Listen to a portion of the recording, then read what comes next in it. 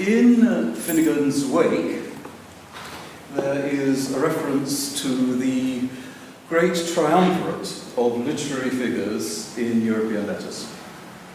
And I quote, in Finnegan's Wake, the triumvirate consists of Dante, D-A-U-N-T-Y,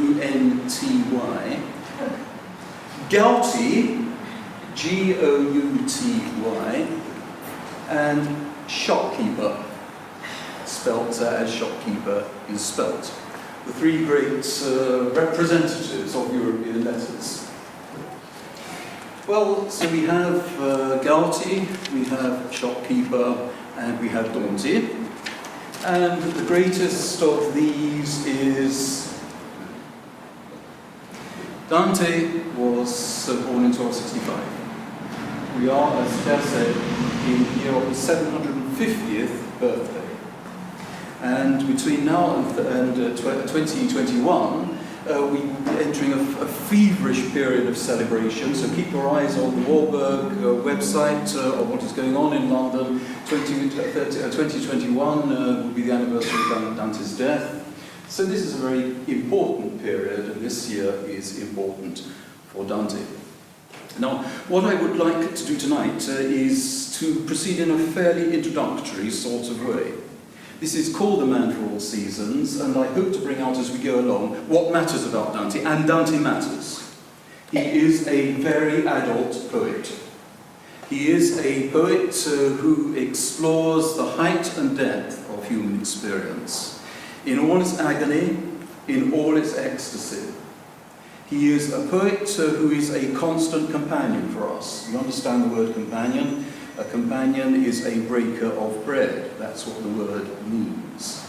A companion is one with whom you share your panini. He is a fellow traveller. He is a lifetime's companion. He offers a means of self-interpretation. He is a poet to be taken very seriously. So in the very short time that we have this evening, I will attempt to put you in the picture, because I know that there are several people here, quite a lot of people, who know Dante well and don't need to be put into the picture, but there are quite a few who will have a passing familiarity with Dante. So I will attempt to put everyone in the picture so that when you leave tonight you know who this wonderful poet and philosopher was, and you can make your way to Waterstones to buy your translation and remind me to tell you which are the best translations when we get to the end. I will put you in the picture, but I hope as we go along to point up those things which are of great intrinsic significance, why he matters to us. There is a splendid Italian philologist, he's died now, Gianfranco Contini, and Gianfranco Contini, in writing about Dante's rime, his lyric poems, said, "C'è lì una serietà terribile." There is here a terrifying earnestness. Dante had quite a good sense of humour, but he was a poet who looked into the depths of his own humanity, unravelled the problematics of his own humanity, and gave all this tremendous expression in his work. So, all this by way of recommending Dante, and I hope that by the time this evening is finished, you'll feel that, yes, I must make the acquaintance of him a little more, and read some more of his work. So then, let us begin, and as I say, I'll move along fairly rapidly now, indicating who he was, what he did, so that everyone is in the picture, and telling you what matters about his successive works. Dante was Florentine. He was Florentine. Florence is a wonderful city, isn't it? Florence in 1302, when Dante was exiled from Florence, the streets ran with blood. It was a grim place to be. There was an uprising in Florence, a coup d'etat. The Guelph party in Florence, which was broadly speaking the papal party, over against the Ghibellines, the imperial party, had split into two. The blacks and the whites. Italian politics then was as complicated and as restive as it is now. The Guelphs split into two. The black Guelphs were in the ascendance, the white Guelphs were exiled. Several hundred of them were exiled, and Dante never went back to Florence. And he lived a very lonely life. He was a very lonely man in his exile. He probably found some peace towards the end of his life when in Ravenna in 1321, 1320, some of his family enjoyed him there, and he was appreciated as a philologist, as a philosopher, and as a poet. But for most of the time in his exile from 1302 onwards, he was a nomadic spirit. He was a wanderer. He hated it in exile.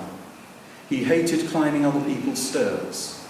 He found other people's bread salted. He was not at home anywhere. He was a wandering spirit. Now bear this in mind, because exile enters as of the essence into his work. All Dante's work has to do with far-offness and homecoming. All Dante's work has to do with that, and the Commedia supremely. But we're getting ahead of ourselves here. We need to go back to the beginning. Dante was born in 1265. He grew up in Florence, and he worked as a young poet within the tradition of, we call it, the Sicilian school, the Scuola Siciliana and the Scuola Toscana. They were lyric poets writing mainly love poems. There is a long tradition going back before the Scuola Siciliana into Provence. But Dante made his name and he practiced his art within the Scuola Siciliana and the Scuola Toscana. They were lyric poets working in the middle part of the 13th century and the latter part of the 13th century. And we have about 70 or 80 rime, lyric poems, which have come down from Dante. Then doubtless many of them will have been lost, and some of those are dubious attributions. There's a certain sameness from one poet to another. But nonetheless, we have a good selection of his lyric poems, which are all available in translation. Everything that I'm mentioning to you can be read in translation. But Dante, at a certain stage, decided to collect some of these poems and celebrate the love of his life in these poems. The love of his life was a young woman, virtually of Dante's own age, whom he met when he was first 9 years old, and she was the girl next door, well, almost next door. She lived down the road, Beatrice Portinari. If you go to Florence, you can see her tomb now. Beatrice Portinari, Beatrice. All the poets of the Scuola Siciliana, the Scuola Toscana, had a muse, a woman that was set up on a pedestal, and she was the paragon of all virtue and all goodness and all radiance, all life, all light. And Beatrice means the one who brings blessing. That's what the word means. And that is going to be of tremendous importance, because Beatrice is going to come back in the Paradiso, precisely as the one who brings blessing.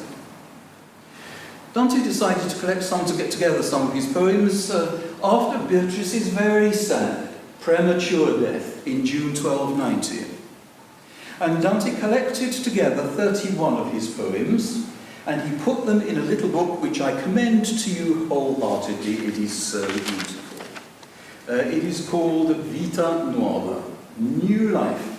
New Life. Think about the title a little bit. New life means youth, but it also means new creation, new becoming. It means emergence. All Dante's work has to do with emergence. All his work has to do with the opening out of one's humanity into what Dante himself came eventually to call a transhumanity, trasumanar. You can always tell when Dante's at his most urgent because he makes up his own words. Trasumanare significa per verba non si porria. One could not express transhumanization, moving beyond the human, reforming the human, redimensioning the human, ridimensionare in Italian, reshaping the human. All Dante's works have to do with this. New life. In the Vita Nuova, which is a little book, it's been translated, it's in Penguin, it's been translated any number of times, it is very beautiful, but if you read it very carefully. Once a German professor came along to UCL many years ago now, so you won't know who he is, and in fact I can hardly remember his name myself, and he made a complete hash of it. He got it all around his neck. He misinterpreted it completely. It needs to be handled with very great care. Dante gives an account of his meeting with Beatrice. Beatrice greets him Dante is blissful.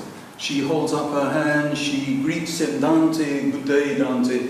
And therein, in Beatrice's greeting, lies all his happiness, he says. Well, it was the custom with these poets, these early poets, to have a sort of go-between.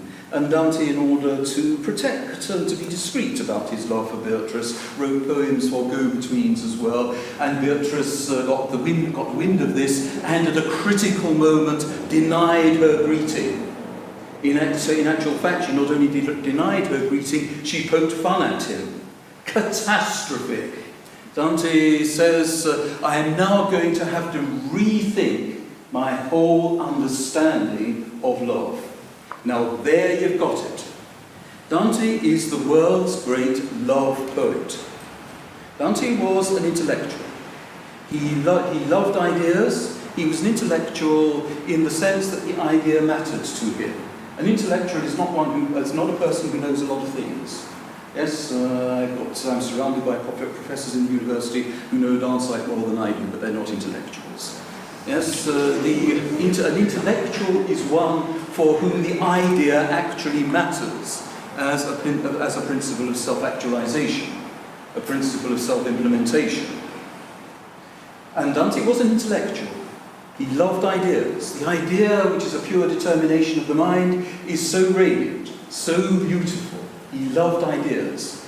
But underlying the idea, encompassing the idea, all of a piece with the idea is what? Is amore. The idea is but an actualization of love. The mind reaches out, and it reaches out in love. There is no dividing out in Dante. There is no separating out of the idea and love. They belong absolutely together, and all Dante's work has to do with love, not in a coy, what should we say, transatlantic, mid-Atlantic sense of love. Yes, we're not talking about that, which is senseless and nonsensical. We're talking here about the dynamic principle of human activity. We understand, but we actualize in love. Love is the reaching out towards actuality, towards emergence. It is the dynamic element in human experience. And at the beginning of all human experience for Dante, and he's quite explicit about this, is love as a principle of actualization. Dante was a medieval Catholic Christian poet. So God is at the beginning and at the end, and God is, for Dante, forever opening out, he says, in new channels of love, and he is also the final cause, the point towards which of all loving. My goodness, Dante was so eloquent here. When we come to the Paradiso, which is the sublime moment in Dante, the very last line, those of you who know the Paradiso know perfectly well what I'm talking about here. The very last line of the Paradiso has to do with the love which moves the sun and the other stars. Yes, I could not understand what I saw in the Godhead, but I was overwhelmed by the amor che muove il sole e le altre stelle. E silenzio. There is no more said in the poem after that. It falls into silence. Love is the point of arrival for Dante. His theology is incredibly profound, and it works at the very far limits of human possibility. Ideas take us only so far, but love is the encompassing. Dante is the world's great love poet. Don't take my word for it, read it for yourself. It is in the text. It is rejoicing always in affectivity, in love. Now then, to go back to the Vita Nuova, Dante's been denied Beatrice's greeting. He's in a terrible state. And he says in the beautiful 18th chapter of the Vita Nuova, beautiful, beautiful chapter, there was a group of Beatrice's friends, and Beatrice was not there. Dante looked round, he says, it's all there, it's wonderfully dramatised. Dante was a splendid dramatist. He looks round to see if Beatrice is there. He sees she's not there, so he sidles up to Beatrice's companions, the Schiera di Donne, the group of Beatrice's friends and companions. And one of them points to him, points the finger, and Dante always asks the fundamental question. Dante doesn't beat about the bush. He asks the fundamental question. He has this friend of Beatrices point to him and ask the fundamental question. Since you're suffering with your lady and she cannot stand to be in your presence and you cannot stand to be in your presence, she cannot stand to be in your presence and you in hers, my dear Aligheri, what can be the point of your love? Wow, yes? What is the end of love? Yes, what is the object of love? The Vita Nuova is a meditation on the structure and the finality and the substance of love. All Dante's works have to do with that. The Vita Nuova is not a Mills and Boons romance story. Yes, it's not anecdotal. It gives an account, it's rooted, of course it's rooted, in Dante's encounter with Beatrice. But it's not anecdotal. There is a tendency in all medieval literature from the anecdotal and the narrative towards the philosophical, towards the ideological, and that is preeminently the case in Dante. Things stand to be thought through. Now's not the time to lament the age that we're living in, but the time that we're living is in some ways an incredibly thoughtless age. Dante's was a very thoughtful age. Everything stood to be reflected upon. Reflect means to turn back and to think over. Dante's is a constant rethinking of the substance of our humanity, and that is one of the reasons why he matters. He matters to us because he is constantly involved in freshly elaborating, interrogating, attempting to understand the human situation. That is what is going on in the Vita Nuova. Well, Dante replies to that, how beautiful that chapter is. That chapter, that 18th chapter of Vita Nuova is rapturous beyond words. Dante is a rapturous spirit. He is an ecstatic spirit. He says that in reply to Beatrice's companion, well, formerly my happiness lay in my lady's greeting. Il saluto della mia donna. In my lady's greeting. But since she has seen fit to deny me her greeting, my happiness lies in... Those of you who know the text will know the beautiful words. That my happiness lies in those words which praise my lady, in quelle parole che lodano la mia donna. And see what's happened here. We have passed from love as a matter of possession, of something accruing to self. Yes, this is what's going on here. This is why it matters. We have passed beyond love as something which I appropriate, which comes to me, Beatrice's greeting, and in which I delight. Fine, as far as it goes. We have moved from that into something now which is hymnic. Those words which praise. The mind opens out on new possibilities, on the possibility of praise, on eulogy, on celebration. Dante's work, and again I'm pointing out to you what matters about Dante as we go along here, and what applies here applies a fortiori in the Paradiso. Dante's work is a constant opening out on ulterior possibility. It is a constant opening out of the mind on what might be as distinct from what is. It is a constant, again, ridimensionare, a constant reshaping, a constant redrawing of the paradigms of consciousness, a constant redirecting of spiritual energy. The Vita Nuova is the first instance of that. The Vita Nuova is a Divina Commedia minore.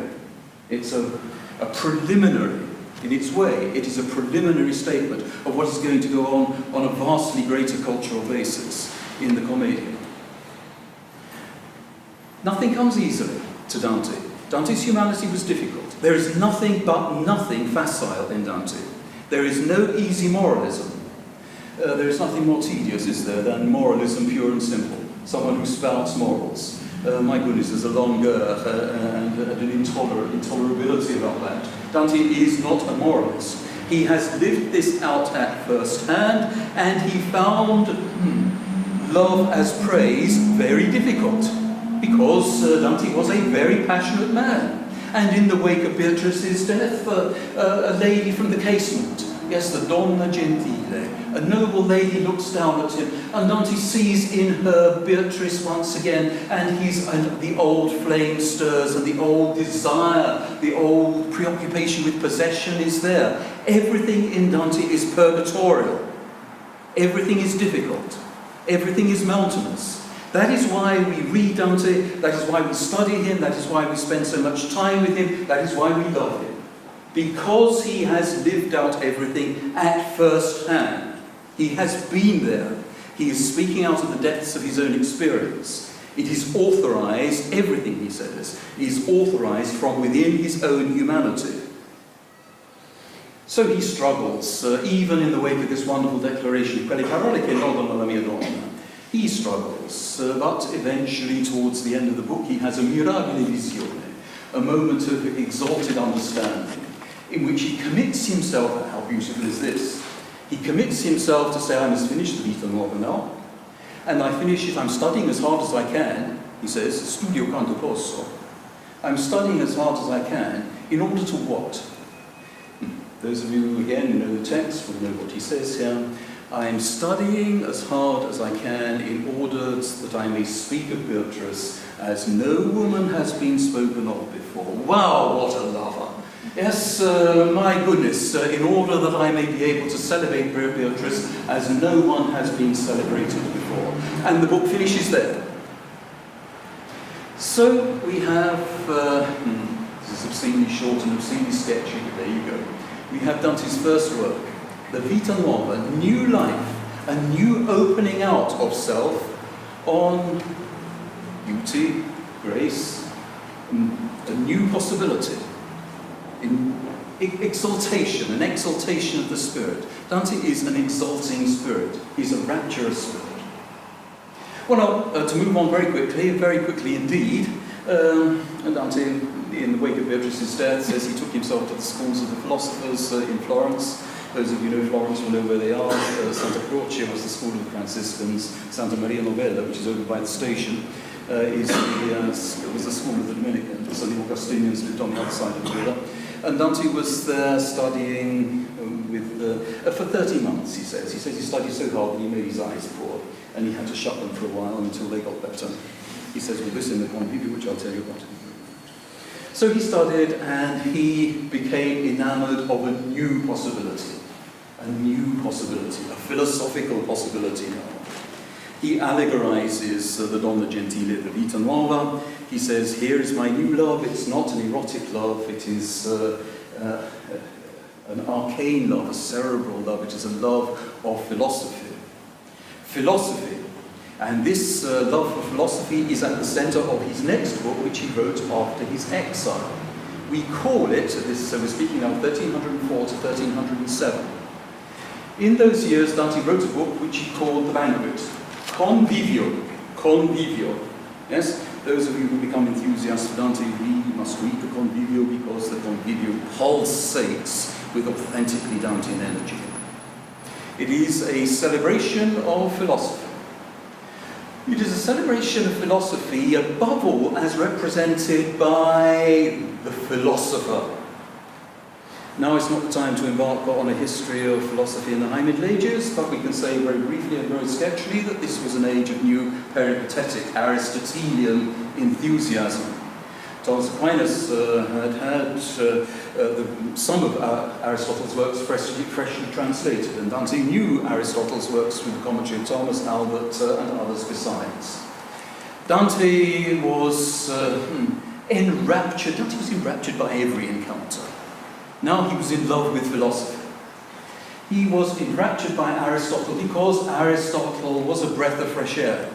Aristotle, who was anxious to look at the world, weigh the world, discover the dynamics of the world. He was not especially interested in the flight of the mind into an ideal realm. No, he wanted to know about cause and effect. He wanted to know about potentiality. He wanted to know how things work. And Dante thought, how wonderful is this? Dante, who thought that Aristotle had, as he says in the Convivio, a virtually divine intellect. There's always an element of hyperbole in Dante's celebration, in his enthusiasm. So there was Aristotle. Aristotle, who had written the metaphysics, the politics, and Dante loved especially the ethics, and in the fourth book of the Convivio, in chapter 6, Dante's enthusiasm is such that he is able to say, now my dear friends, if you wish to be happy men and women, you need to have a good read of, not the apostles, not the Bible, not the great theologians, Aristotle. Aristotle is the one whom, he says this is Dante's image, points on to the sign of properly human happiness. Aristotle is our guide to properly human well-being. Aristotle. And this is carried over into the Commedia. In the fourth canto of the Inferno, which is the limbo in the Inferno, Aristotle is the master of those who know. Il maestro di coloro che sanno. That is high praise for an old pagan philosopher. Dante was enraptured with Aristotle. In the Convivio then, and I must pass over the Convivio because it requires so careful thought and a careful account, and not a sort of soundbite account which I'm giving at the moment. It is a wonderful book. It, as I say, is quickened from deep within itself by Dantean energy. It is a celebration of philosophy, for Dante says, written for the benefit of not the philosophers and the theologians, not the representatives of high culture. It's written for, in translation, these are Dante's words, the many men and women in this language of ours who are burdened by domestic and civic care. It is written for Dante's contemporaries in the active, the republican, the commercial, the entrepreneurial, the capitalistic life, the hurly-burly of the civic centres, such as Florence, that Dante grew up in. And note the gendering, incidentally, for the many men and women in this language of ours. It was fairly unusual for philosophers in the High Middle Ages to be as specific as that. So we have the Convivio. The Convivio is intensely problematic, for the reason which I just said to you. Dante's enthusiasm for philosophy was absolute. It was self-consciously, because Dante was constantly interrogating himself, it was problematic. Is it true, somewhere in Dante's consciousness, is it true that our ultimate happiness, our properly human happiness, is to be found in Aristotle? In philosophy, in its dialectical, reasonable, peripatetic guise. The Convivio begins, all men desire to know, as the philosopher says in his first philosophy. A wonderful Aristotelian flourish. The Convivio is incomplete, and Dante's next work begins nel mezzo dei cammini di nostra vita. Mi ritrovai per una selva oscura, che la diritta via era smarrita. Halfway through this life of ours, I found myself in a dark wood, where the straight way was lost. Well, what is the difference between the incipit of the Convivio and the incipit of the Commedia? Dante has come of age.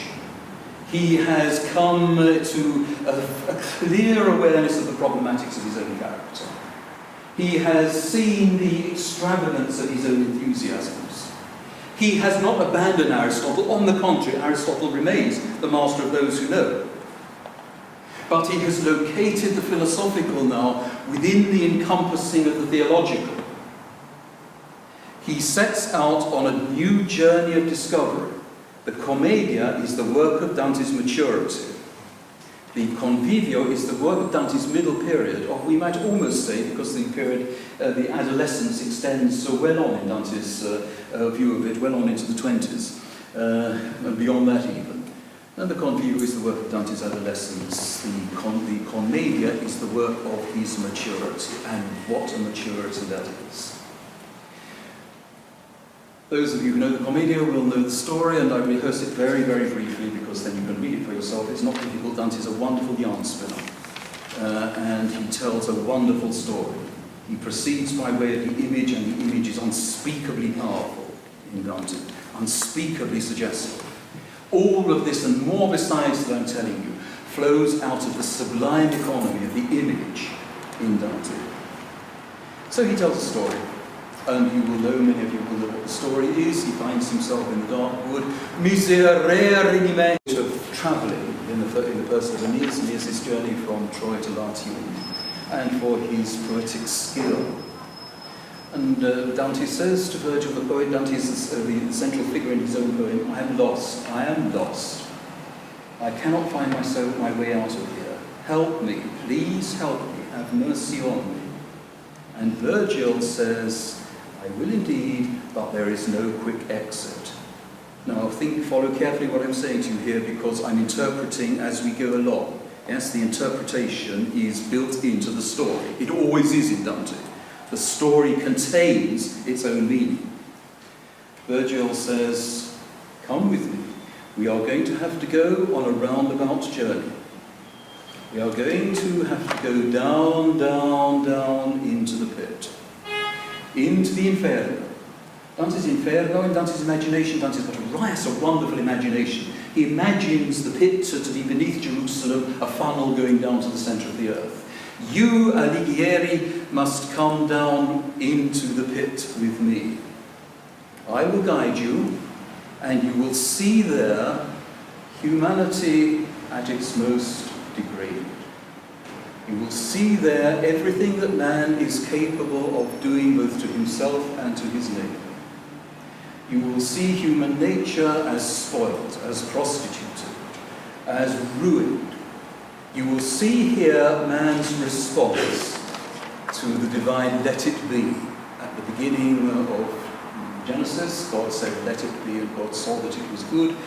You will see here how man says, no, let it not be. You will see the ultimate blasphemy.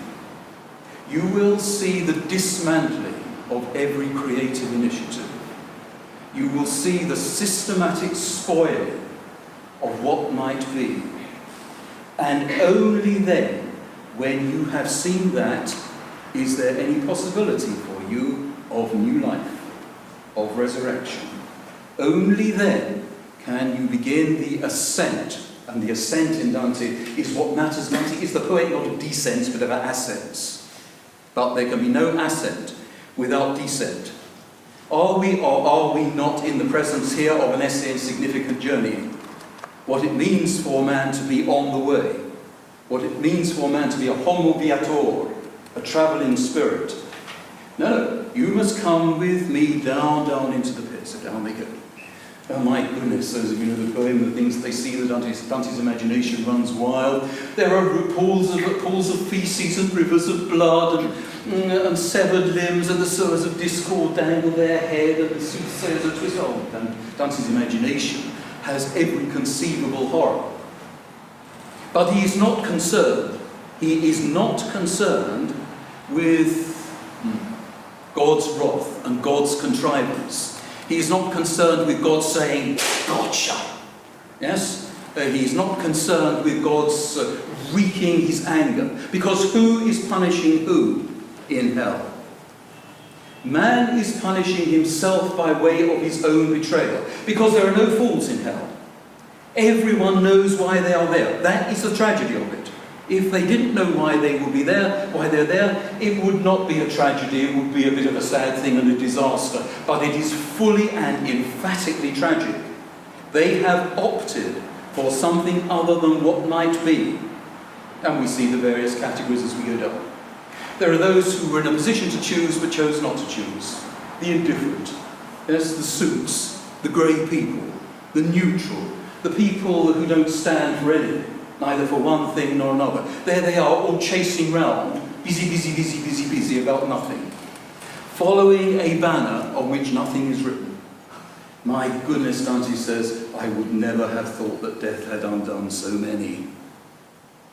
Then we go down further to the limbo, where we have the great poets and philosophers, among other things, among the unbaptized, we have children. We have the great poets and philosophers of antiquity. Oh my goodness, this is so difficult for Dante because Dante loved the great poets and philosophers of antiquity.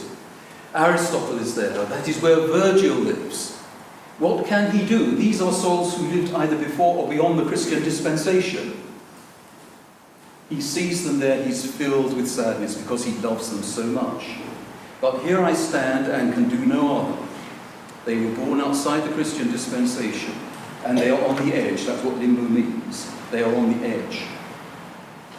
Down they go. Next come the intemperate, the lustful, the gluttonous, the angry. Those people who do not sin as a matter of malice aforethought. Very few of us wake up in the morning and say, I'm going to pig out today.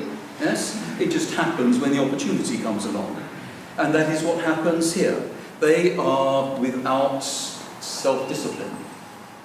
Further down we have the violent, the bestial. Those who are violent against themselves, the dreadful wood of the suicides. The pathos everywhere is immense because Dante is swooning. He is asking Virgil to interrogate on his behalf. Dante hardly knows what to say. He's lost for words. The wood of the suicides, the unnatural sinners on the abominable sand, where there is nothing but instability. Further down, we have, right down, as we go down to the bottom of the pit, we have what, in Dante's view, is the very worst that man can do to man. Worse than intemperance, worse than violence. What is the worst that one individual can do to another? That is fraudulence. I use my reason to deceive you, and you use your reason to deceive me. We can deceive innocent parties, so there are a number of pouches, bulging, Dante calls them, in which the panders, the seducers, and all sorts of deceivers of innocent parties are there. And then we get to the very bottom of the pit, where there are those who have deceived those who have put their trust in them. Their family, their friends, their loved ones, their lords, their country. Right at the very bottom of the pit, we have Satan, and Satan, in a terrible parody of the Trinity, has three mouths. And in his three mouths, in Dante's imagination, he is flaying the three arch-traitors of history. Judas Iscariot, a traitor to God himself in the person of Christ. And Brutus and Cassius, a little bit difficult for those of us brought up on Shakespeare, who are traitors to the empire. At the bottom of the pit, think, because it's all clear what is happening here. The image speaks for itself. Dante is not a mystifier. The image is unspeakably eloquent. At the bottom of the pit, everything is still. Everything is quiet. There is no movement. There is no energy. There is no life. There is no light. There is no love. It is a study in extinction.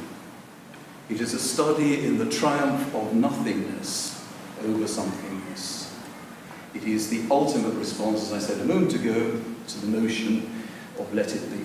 No, no, no, no, no. Nothingness. So we have the Inferno. I say to you again, and I really want you to remember this, because if anyone comes along to you and says, oh, I've read the Inferno, and Dante's a right vengeful old spirit, isn't he? Yes, a right grumpy old man. Yes, he's got his friends in paradise and his enemies in hell. Let these people be anathema unto you. Yes?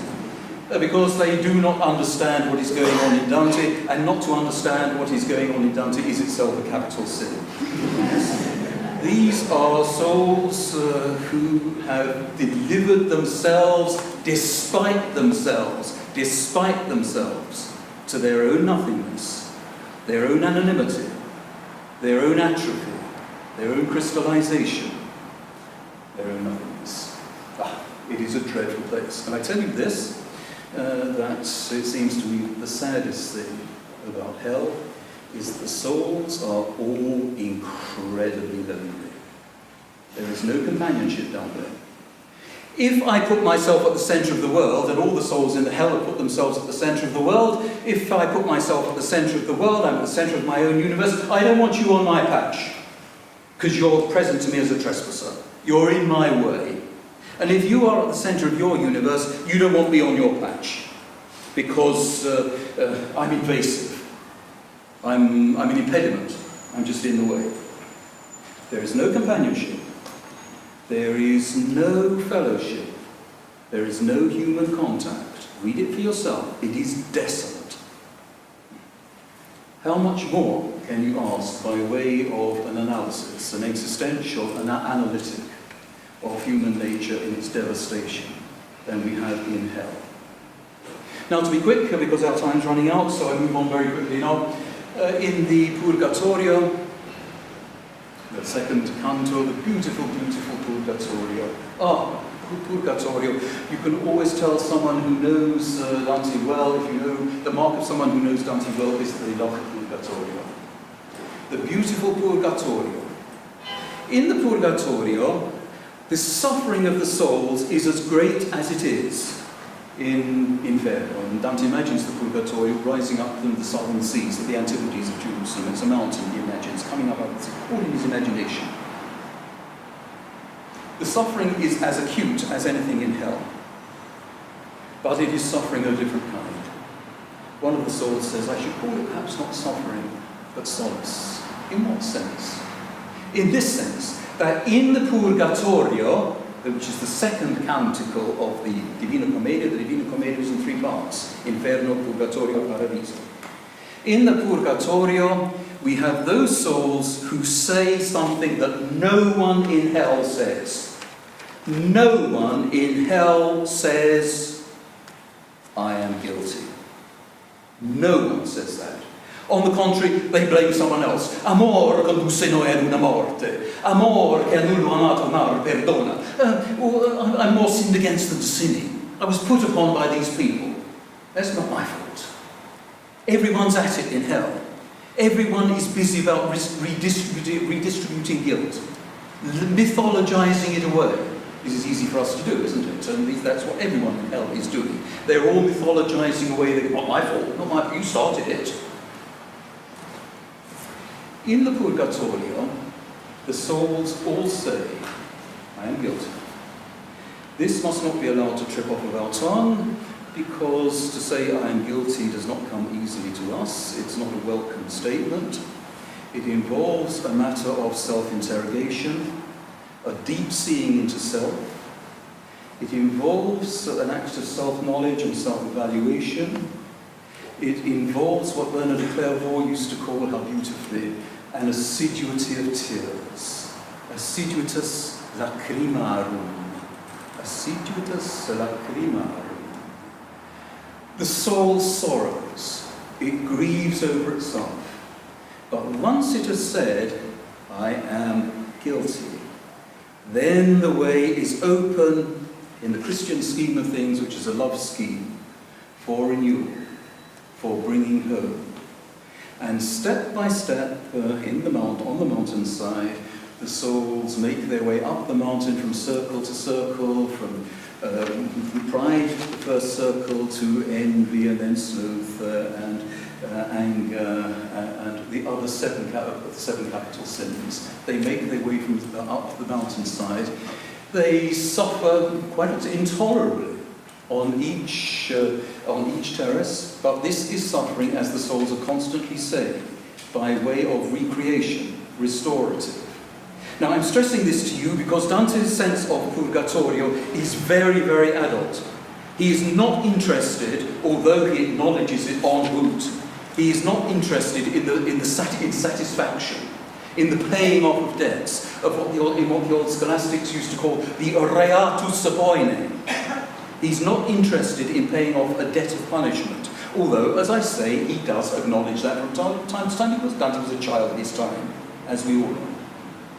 Dante is interested in the Purgatorio in something of far greater significance than that. The way in which all of us, Dante himself, supremely Dante himself, but all his readers, are called upon, what can we say, to organize their loves. We are creatures of passionate loving. Dante was a passionate lover. We have the kind of love which draws us into communion with God, which before we ever think about it, we yearn to be at one with the one who is as of the essence, because you and I are not of the essence. We are born, we flourish, we wither, and we die. The soul wishes with all its being to move into communion with God, even before it thinks about it. But at the same time, it looks around in the world.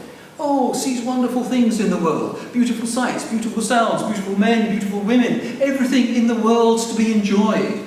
And Dante was a passionate lover. He loved everything. Sights and sounds and fragrances and tactile sensations. Dante loved all this. The problem for us then, and this is the problem in the Purgatorio, and this is what matters about it, is this or is this not something which enters into our own account of human situation?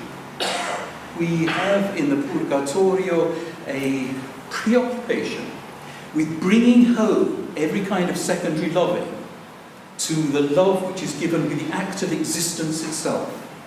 Dante thought, and how beautiful is this, I must write an essay with this title one of these days, to be is to be in love. Yes, everything that is in love. Everything is driven by its own affective impulse, its own affective energy. So the problem for us is not the ascetic problem, the ascetic issue, because that's too simple. It's too black and white. It doesn't correspond with the way we are. It's too simple-minded.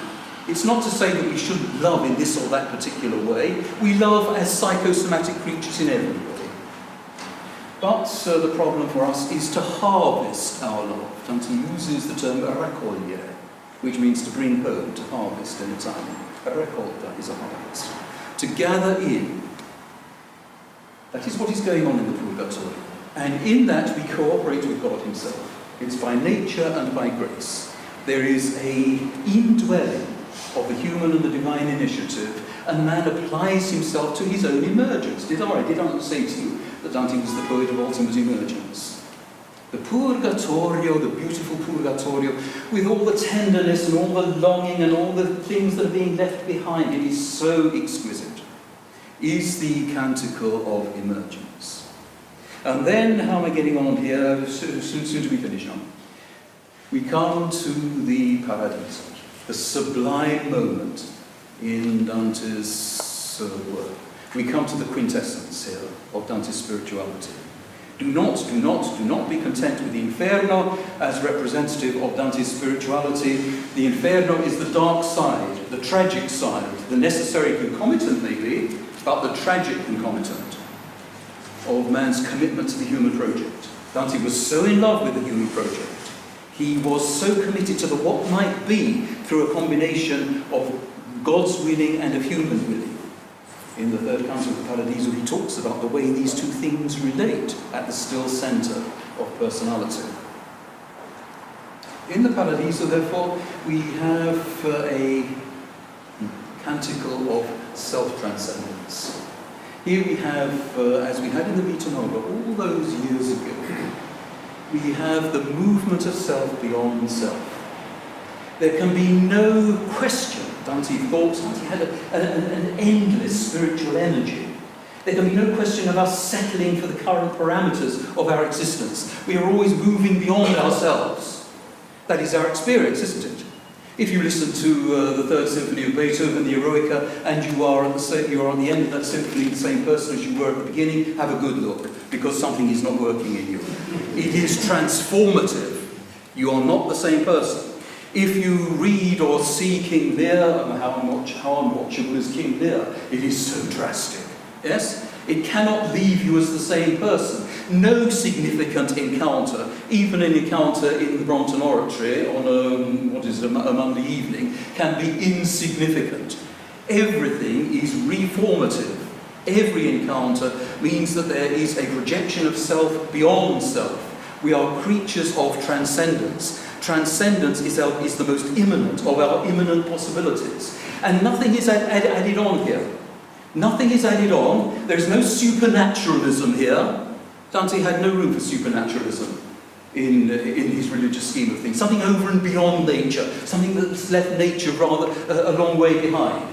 But for myself, it's neither here nor there. I think he's absolutely right in that. I'm not sure that there is any room in religion for supernaturalism at all. It is a question of what is as opening out into the fullness of its possibilities. In the Paradiso, therefore, Dante moves from sphere to sphere. His guide is Beatrice. He has encountered Beatrice at the top of Mount Purgatory. There she gives him a good telling off, by the way. What do you think you're doing here? Yes, do you not realise this is a place of perfect contentment? It's not like those wonderful advertisements on television, you know, where the lovers come in from one side of the field and the other field, and they, in slow motion, yes, they embrace each other in the middle, a wonderful reunion. There's none of that. He gets a good dressing down. Yes?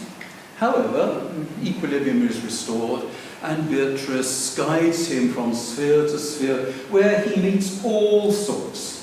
He meets the great theologians, the great philosophers, even the apostles themselves, the apostles most beloved by Christ. He meets them, he's examined by them, he speaks with them, he speaks also with those in his, that he knew from Florence, the delicious third canto of the Paradiso, where he meets Picardo Donati, a Florentine acquaintance whom he loved and by whom he was much loved. It is fully incarnational. Dante is an incarnational poet. The situation that we find ourselves is the whereabouts, the locus, the whereabouts of the working out of divine truth. Nothing is superadded, personality is not left behind. All Dante's work, the Paradiso supremely, is populated by eccentric characters. They are all themselves. They are all living out to the full their own humanity. Paradiso is in a certain sense no more than the sum total of its parts. It's the gathered community of souls who are living out the stature of the fullness of their own humanity. It is a celebration of personhood, of selfhood in its maturity. Until at last, in a process of a constant opening out of personality, or explained to me, and he's explained too, and the love increases, the intellectual intensity increases, the love increases. Dante is unspeakably love intense, until at last he comes into the presence of God himself. And he sees there a single light, one volume, in which substance and accident and every modality of human being is gathered there virtually. And as he looks, he's looking, he's strengthened by grace, but it is his looking. There's nothing magic about this. Just as there's no supernaturalism, there's no magic. His looking is strengthened. He sees there within that light 3 circles. And in that second circle, all of a piece there, with in the colour and the shading, he sees what? La nostra effigie. He sees our likeness, which is inscribed on the body. Now, once again, we need a series of seminars, don't we, to unfold that, because we have not only a simple statement of Christ's coming, of incarnationalism, wonderful as these things are, we have almost a sense of the centrality of human being to the very life of the Godhead itself. It is not good for God to be alone. Yes? We have that in that final canto. Dante's theology is pressing at the far limits of theological possibility. Dante loved the scholastics. He loved Thomas. Thomas is there. Thomas, he revered. Bonaventure, he revered. He loved them. They're decisive in his formulation, but he reaches out beyond them. He sees both further and more intensely and more deeply into the human situation and into a courageous statement of what might be. He is the great theologian of the Middle Ages. Yes, I don't make any apology for that. Dante's theology is unutterably courageous. There, inscribed on the Godhead itself, is our image. What does that tell us about love relationships? What does that tell us about the relationship between man and God? Now, I'm only going to say 2 more sentences, then I finish. Because just as I said, the loneliness of the Inferno seems to me to be the most wretched aspect of the Inferno. Oh, it is so lonely. There is no companionship there. Every man is monadic. It's windowless. There is no communication. How dreadful is that? It's sewn as a dark hood. There is no communication other than indictment and imprecation in hell. In paradise, there is not only a co-presencing of man and God in the way that I've described to you, but a mutual indwelling of man and man. Dante again is busy making up his own words. In Canto 9, he says to one of the characters there, well, please answer me quickly, because if I were in you as you are in me, I would not delay here. Intuare, neologisms, inmiare. Ask yourself, what is it for, in a state of authentic human being, for one individual to relate in an adult way to another? How do we relate one to another as adults? Not as children, not as childlike, but as adults. Dante had explored all this. There is a mutual immanence of personality. Intuare. It's a working out. How beautiful is this? Dante understood this. It is a working out of the Trinitarian truth. The last canto of the Paradiso contains the most exquisite Trinitarian utterance in the whole of European letters. You, Dante says, addressing the Godhead, you, three in one, who see yourself, who understand yourself, and understood, look fervently upon yourself, and looking fervently upon yourself, love yourself, and loving yourself, and here is the quintessentially Dantean term, and loving yourself, smile upon yourself. Dante's is a smiling universe. The persons of the Trinity smile on one another. And as I looked at the universe, Dante says, and looked at the world around about me, sembrava un riso dell'universo. The riso, so ridere is fully ontological in Dante, just as tristezza and sadness is ontological in Inferno. Well, we've finished. What more can you ask than that? Yes? If you ask more than that, you are being very greedy. Dante has provided an analysis of the human situation in all its sublimity, in all its sordidness, in all its devastation, in all its deiformity. In the language which Dante loved so much, I haven't had time to talk to you, alas, about Dante's love for the very beautiful Italian language. Dante is constantly celebrating the beauty of the Italian language. In the first book of the Convivio, Italian is as competent to every kind of high cultural discourse as Latin. Beautiful Italian language which Dante loved so much. Right at the very end of his career, a very learned man from Bologna wrote to Dante saying, how would it be, Alighieri, if you produced something good and solid in Latin for us? Yes, because the times were changing, we're moving into a period of Renaissance humanism. And Dante did a splendid thing. He wrote back in Latin saying, I'm not going to write in Latin. Exquisite Latin. Yes, no, I will send you 10 pails full, 10 cantos of my Paradiso, which is in the vernacular, because the vernacular is the incarnational language. And that is all of a piece with everything that I've been saying to you. So, my dear friends, on the 750th anniversary of Dante, thanks be to Dante. Grazie all'Alighieri.